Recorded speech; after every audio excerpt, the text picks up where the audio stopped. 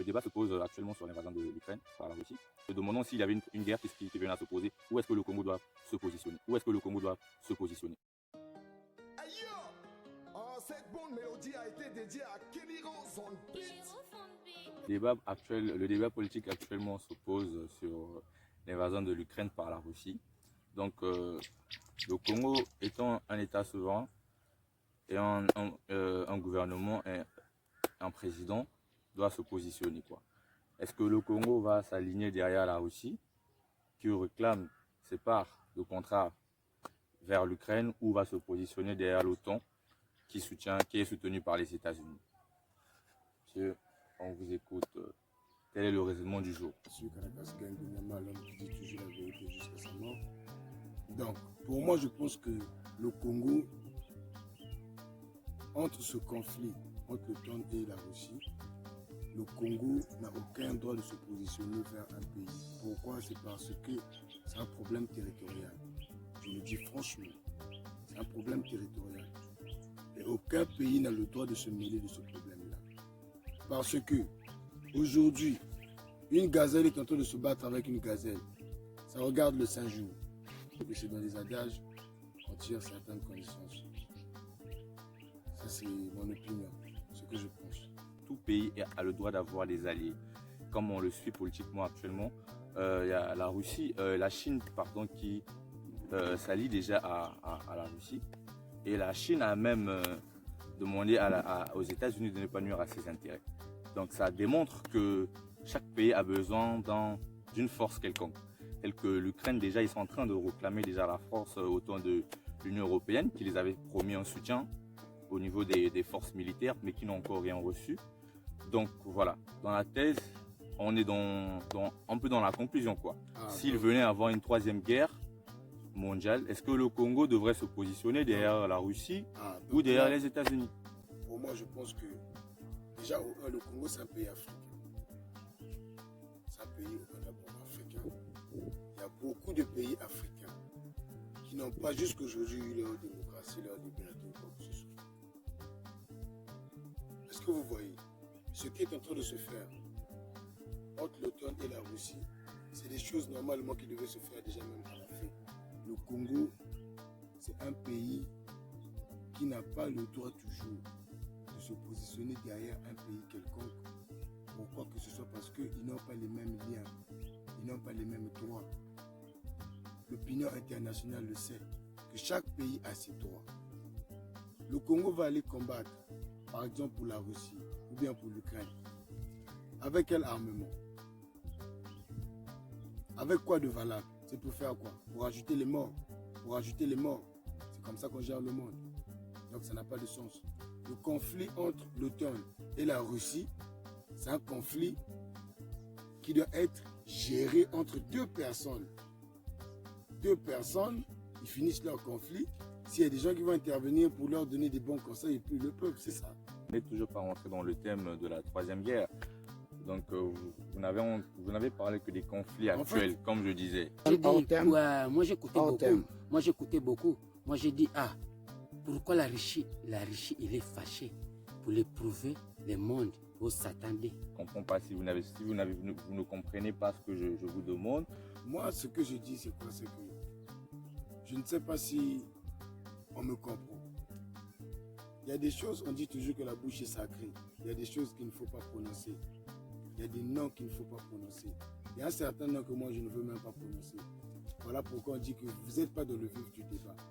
Mais je suis dans le vif du débat. Okay. Voilà, moi je parle intellectuellement et politiquement. Et dans le monde actuel, il y a des débats qui s'opposent parmi les intellectuels. Ok. Quand vous voyez des chaînes internationales d'émissions actuelles qui se passent, d'actualité mondiale, pardon, on part de ce genre de choses. Ok. On part d'éventualités de la troisième guerre mondiale parce que ceci enchaîne des conflits qui peuvent se propager.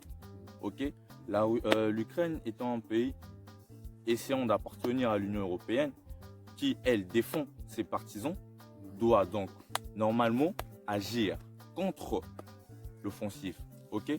Donc ceci peut enchaîner une guerre.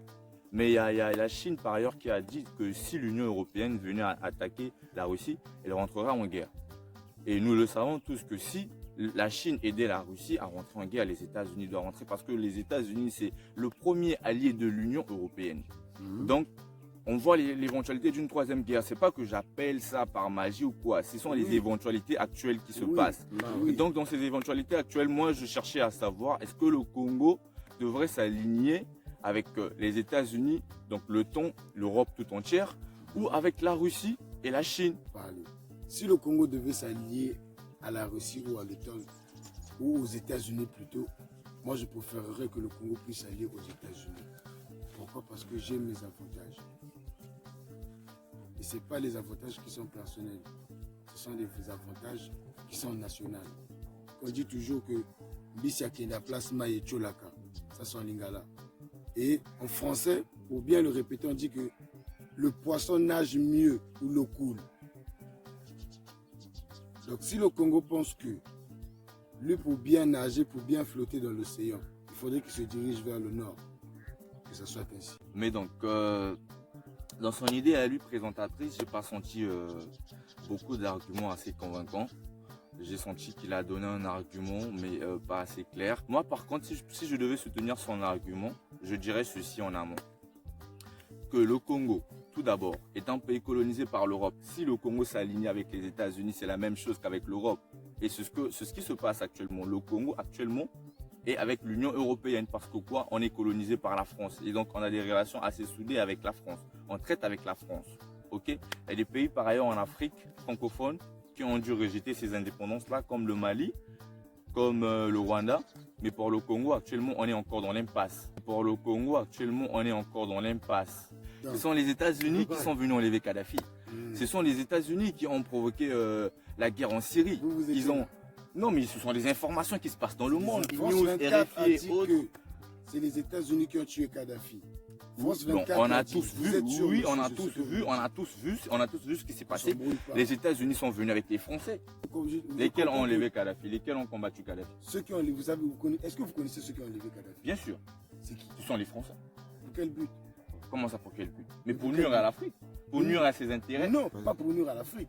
C'était pour prendre des informations. Quelque chose s'est passé que même toi et moi, ici, on ne sait pas qui a mené la mort de Kadhafi. Il faut respecter sa parole. Ce que tu ne peux pas prouver, tu ne peux pas le dire. Non, moi je le prouve parce que la provenance est que... Attends, laisse-moi écouter. Quoi là? On ne sait pas qui l'a fait et tout. Mais qui a enlevé Kadhafi? Ne me parle pas. Kadhafi est mort tout d'un coup comme ça. N'y a-t-il pas une armée qui a combattu Kadhafi afin de le faire tomber? Ne me parle pas de la colonisation pour que j'aille combattre pour un autre pays. Si c'est seulement comme ça, là, ça veut dire que le monde entier va se tuer.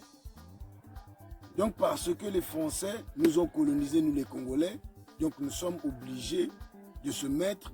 Dites-nous avec qui? Mais vous voulez qu'on soit avec qui?